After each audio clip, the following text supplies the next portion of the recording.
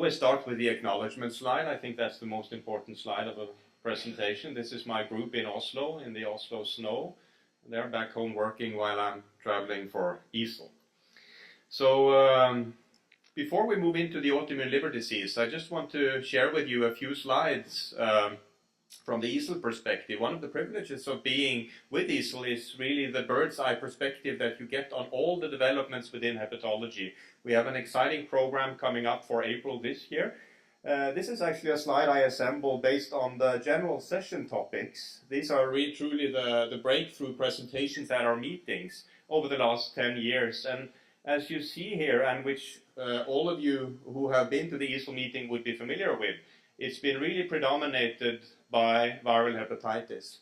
However, there is something happening. There is a broadening, and I can tell you that this broadening in terms of topic representation at the ILC is continuing this year. If you look at it from a very subjective, personal perspective, this is a figure where we would be situated somewhere here between 2010 and 2023, and we are witnessing changes with viral hepatitis research shrinking, going into a public health domain, whereas other areas, NAFLD, HCC, and HBV possibly in particular, are truly expanding. We're witnessing, I would say, a race for the first NAFLD drug to the market. They are systematically now working through a dozen targets. We have phase 2, we have even phase 3 trials going on, probably drugs hitting the market 2021, 2022. We have a new race towards HBV cure, also working systematically, inspired by the HCV revolution. Let's see how that will go. And finally, we also have now some new drugs in HCC with which you will all be familiar. So, what about autoimmune liver disease? Where do we sit in this landscape, amongst these big brothers topic-wise in hepatology? Talking about autoimmune liver disease here today, I will be focusing on PBC, autoimmune hepatitis, and PSC. You have the overlap phenomena. I will not talk about IgG4 disease, other systemic autoimmune diseases. And I will start with PBC. This is a slide showing what has almost become a sport, I would say, in the PBC community, coming up with algorithms predicting UDCA treatment response in PBC. You have a variety of algorithms, also from Spain, and there are new algorithms occurring regularly. I think the key take-home message is that about 30, 40, 50% of the PBC patients, they actually do not respond very well to URSO. So we need something more. And the first something more was derived from, I would say, two relatively recent discoveries. First one, the de-orphanization of the FXR, assigning it as a bile acid receptor, the Science paper in 1999, and the discovery of obeticholic acid in 2002. Following these discoveries, there were two tracks happening over a decade. 26, when we had the first clinical trials, there was a research axis, phase 2 and phase 3, ultimately leading up to the approval. However, in the background here, there was also, I would say, a quite hectic regulatory activity going on with regards to the approval mechanisms, with regards to the endpoints to be used, etc. And these two tracks combined led to this, I would say, landmark happening that we actually do have now a second-line drug in PBC. The phase 2 and phase 3 trials, most of you would be familiar with them. I will talk you through the data from one perspective. You have here the phase 2, here the phase 3. And I would want you to take with you and remember for the later slides some of the numbers. First point here, focus on the doses. You have in the phase 2 trials 10, 25, 50 milligrams, about a similar 25% reduction in alkaline phosphatase levels. Notably, very, very few patients had a normalization of alkaline phosphatase. And this is also what became apparent in the phase 3 trial. You have here these patients going down to achieve the endpoints, 1.67 times upper limit of normal. in about 60% of the patients. However, very few patients achieving normalization. Here you went down, also again coming back to the point of doses, they went down to 5 milligrams and 10 milligrams. Most of these patients were in URSO. There was also, however, a monotherapy, obeticholic acid only trial, which was initiated before the phase 3 data and the phase 3 publications. So the doses again higher, 10, 50 milligrams. Again, you have a reduction in baseline, from baseline in alkaline phosphatase levels, similar to what was observed in the combined administration. Problem with obeticholic acid in these trials, as you would also be familiar with, and here again the dose comes into play. Dose-related pruritus, really pronounced with the higher doses, seems to go down slightly with time, but really, affecting, I would say, a significant proportion of the patients, and in effect, tolerability in everyday clinical practice.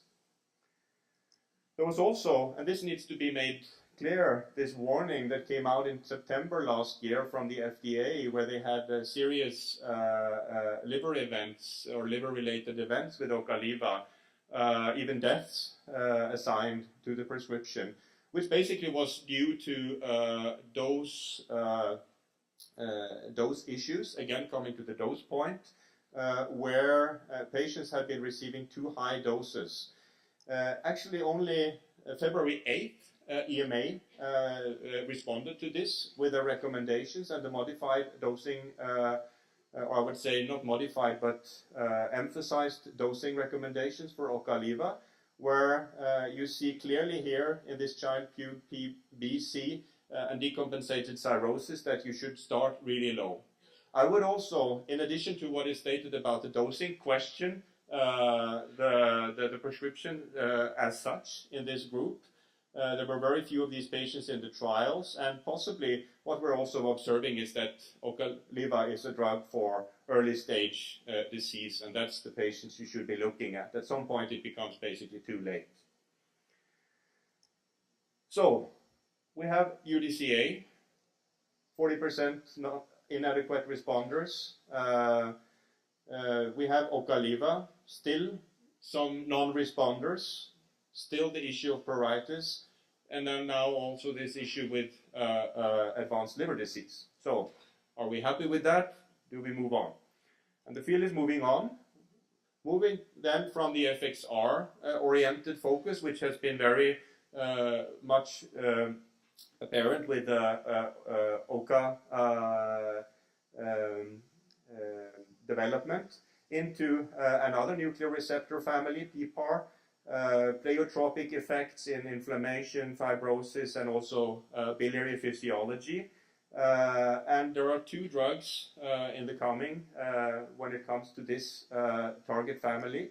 The first is the PPAR delta specific agonist, Seladalpar, actually published the first data in Lancet Gastroenterology and Hepatology last year. And again, doses, look at doses, 50 milligrams, 200 milligrams. And the second point here, actually, in this study, you even saw normalization of alkaline phosphatase levels in a significant proportion of the patients. However, with these doses, there were flares of transaminases in patients, reversible, but still.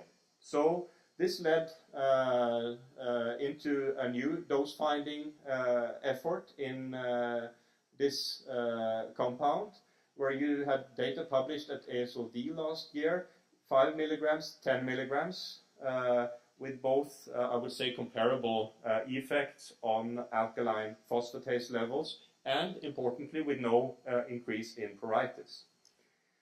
Even if you compare then PPAR delta versus OCA, you cannot really do this head-to-head, but again, I told you to remember these numbers, 25% approximately. Here you could even see, I would say, at least comparable effects as to alkaline phosphatase responses. Then there was also at the EASL ILC last year the presentation of the French multi-center trial, the BEST-URSO trial, showing, as I would say, similar or even more pronounced effect on alkaline phosphatase, and as also was observed in this Ladelper trial, quite a proportion of the patients actually accomplishing a complete biochemical response. And importantly, with regards to itch, a reduction in the treatment arm. The problem, of course, being that bezafibrate so far is off-label when it comes to the prescription opportunities. But there are exciting things going on in PBC. I would say this is where we have seen the most development. And then if we move now to the next category of autoimmune liver diseases, which would be autoimmune hepatitis, I would say it's the group with the least developments. I would say disappointingly few developments. I have not really major trials to show you. I will talk about a few phenomena to underline where are really now the needs. Like in PBC, where there was this effort in defining the endpoints, you have the same issues, I would say, in autoimmune hepatitis. You have several response measures. You have the biochemical remission. The problem being that even when you have partial or complete biochemical remission, a significant proportion of the patients still do have histological activity, meaning that there is an underlying progression of the liver disease. And this needs to be taken into account in terms of discontinuation of medication and also when it comes to the indication of second-line therapies. Second point I want to make about second-line therapy in autoimmune hepatitis, I think is illustrated very nicely by this MMF study from 2008, where you see that in the group that received MMS due to intolerance, the remission rate was fairly high. It was a reasonable efficacy. However, that in the group of where you have already an incomplete response, the remission rates were lower. So in terms of second-line therapy, in an intolerance situation, it's a completely different consideration from the non-responders. For the non-responders, you basically have case series. You have case series for tacrolimus, showing that some of the patients do show biochemical improvements. You have case series from infliximab, showing that some of the patients have biochemical improvements. But overall, the experience here so far is case series based. This gives you an impression of the volume of experience with the different compounds. MMF, the most widely prescribed, then tacrolimus, cyclosporine, whereas the other drugs are really scarcely applied so far. And I think what we need to see now in autoimmune hepatitis is a movement from these case series observations, similar to what they did in PBC with bezafibrate, into properly controlled clinical trials. Lastly, my, I would say, personal area of expertise, PSC. What about PSC? Again, a survey. I will start with a survey. I will not go extensively into the debate about URSO or not URSO or how to prescribe URSO in PSC. Maybe we compare now Northern Europe with all the snow and Southern Europe here in different time periods. And you can see that in Northern Europe, most of the time has been more reluctant to prescribing the green, no URSO, than has been the case in Southern Europe. In Southern Europe, there has generally been a medium-high dose prescription of UDCA, the high dose being removed here from the diagram, thankfully, following the clinical trial from Keith Linder at the Mayo Clinic, showing an increased frequency of adverse events in this patient population. But still, there is quite a significant proportion of medium dose prescription. In Oslo, we use very little URSO still, honestly. I think that sort of the happy intermediate and the compromise in this very variable landscape when it comes to URSO in PSC is to give a trial prescription, I would say low dose, for 6 months. If there is a biochemical response, continue. If not, you take it away. But where do we go from URSO? In effect, I would say still we do not really have the perfect URSO trial in PSC, and probably we will never have it, because the focus is now going otherwise. And the first compound under scrutiny now is to be shown is nor-UDCA, which is a modification of UDCA in terms of the biochemical and also in effect the physiological properties. It totally changes the compound. It's a completely different drug from ursodeoxycholic acid. And one of the features that you have when you make this side chain shortening is that you have colohepatic shunting and enrichment of the drug in the biliary tree, which is where you logically you would want to see an effect. And you can see here in the phase 2 data, which was published last year, a significant reduction in alkaline phosphatase level, even at the dose response gradient. And the high dose, or the highest doses, which will now be taken into the phase 3 trial, which is in the making, are, I would say, comparable to the ones that you saw for OCA and PBC. You remember those numbers now. 25% was the average number from the phase 2 OCA trial. So what about OCA and PSC? Should we use that? Where is it going? There is an interest in the compound in, I would say, all cholestatic liver disease and also beyond, NAFLD, etc. There is some concern, I have to say, OCA being an FXR agonist, having an effect both via the enterocytes and indirect FGF19 signaling, FGF receptor 4, indirectly potentially enhancing proliferative capacity of affected cells, and how this is going to affect a disease with such a high neoplastic propensity as you see in PSC, with increased colorectal cancer risk, with increased cholangiocarcinoma risk. We are not sure. Possibly the beneficial effects shown by some authors on the direct effects on hepatocytes counteract these negative effects, but we can only say according to further research. There is an ongoing trial activity, again doses here, even lower than what you saw for PBC. They have a group even at 1.5 to 3 milligrams, not really showing much of an alkaline phosphatase signal, whereas in the 5 to 10 milligram group there is an alkaline phosphatase effect, which is now being taken on to consideration for further trials.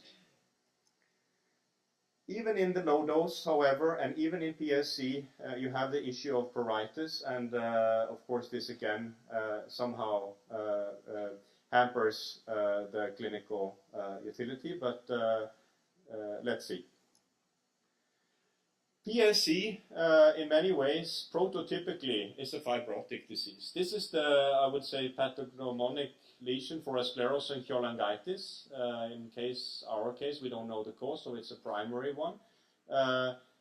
Here is what it looks at liver transplantation when you take out the liver. And there was a lot of expectations related to antifibrotics, much linked to the simtuzumab program, the Gilead program. An anti-LOXL2 antibody inhibiting the LOXL2 enzyme, which works in the cross-linking of collagen, basically in the scar formation. Disappointingly, and this was also presented at the EASL meeting last year, really no effects when it comes to hard endpoints, survival free of clinical events. Also, no efficacy when it comes to the Ishak fibrosis score, to either doses. No significant changes to hepatic collagen content to either doses, and basically the simtuzumab program is dead, as you would know also in a variety of other conditions where it was under trial. Another particular feature of PSC, this was the fibrotics, is the relationship with the gut. The majority of the patients, both in Southern and Northern Europe, have concomitant IBD, 50, 60, 70, 80% depending on where you are. But there is a bowel affection. And of course there is now an ongoing research interest into the gut-liver axis, which is a bidirectional system. It's not only something going from the gut to the liver, there is also a reverse relationship here with a lot of signaling and the communication going on, and there's the linking into the external domain, making it very attractive for therapeutic applications.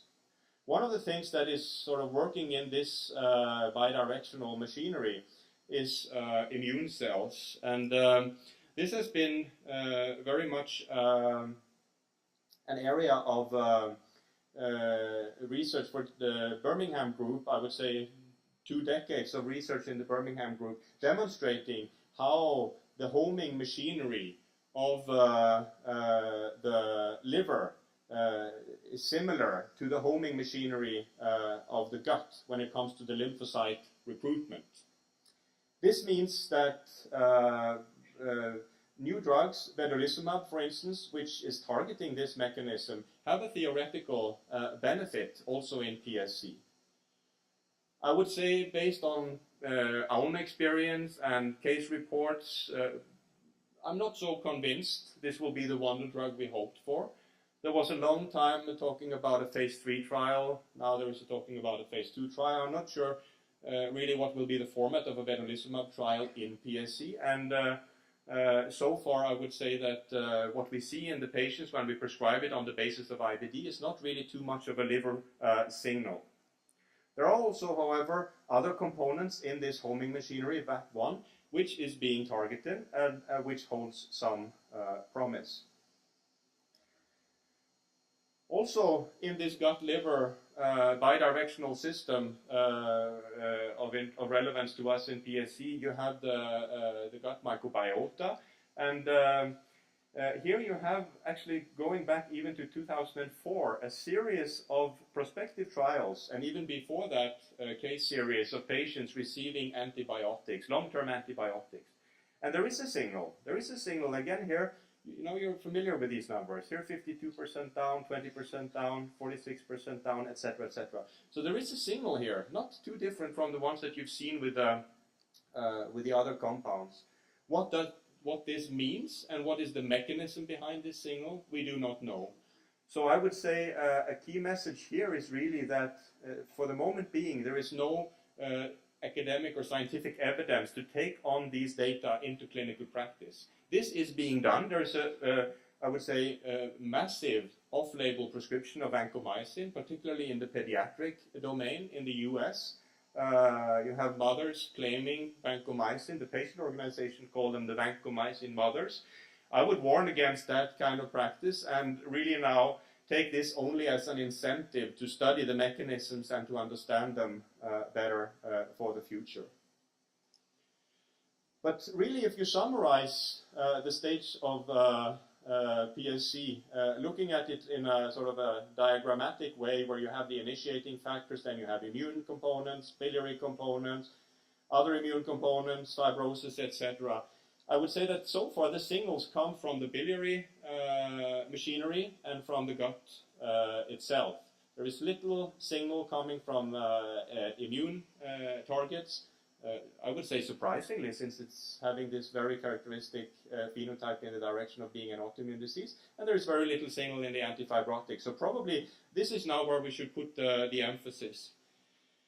And also, possibly, and this goes for many of these developing areas, NAFLD, I would say PBC and PSC here, possibly we have to look into more than one target. There is too much to be accomplished to be done by a single drug, a single compound. You have the fibrotic strictures, you have the inflammation, and then you have this very toxic environment that you have to account for.